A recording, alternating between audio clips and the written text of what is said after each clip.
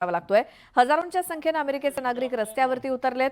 अमेरिकेतल्या अनेक राज्यांमध्ये नागरिक रस्त्यावरती उतरून ट्रम्प यांचा विरोध करतायत। हँड्स ऑफ असं या विरोध प्रदर्शनाला नाव देण्यात आलंय। 150 पेक्षा जास्त संघटना ट्रम्प यांच्या विरोधात रस्त्यावरती उतरल्यात। ट्रम्प आणि मस्क यांच्या विरोधात नागरिक घोषणाबाजी करतायत। ट्रम्प यांच्यामुळे देश संकटात सापडल्याचा आरोप नागरिक करतायत।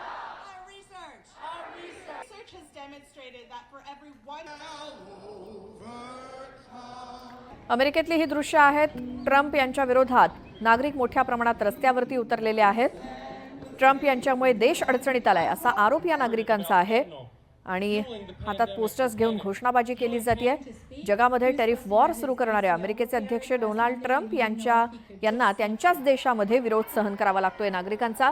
हजारोंच्या संख्येने अमेरिकेचे नागरिक हे रस्त्यावरती उतरलेत। वेगवेगळ्या शहरांमधली दृश्य आपण बघतोय।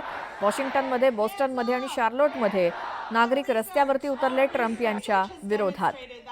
हँड्स ऑफ असं या विरोध प्रदर्शनाला नाव देण्यात आलेलं आहे।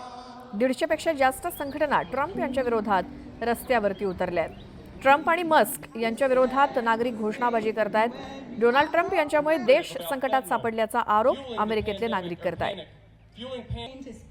He was supposed to have his ACL repaired last Monday, and he didn't know if he could just slip.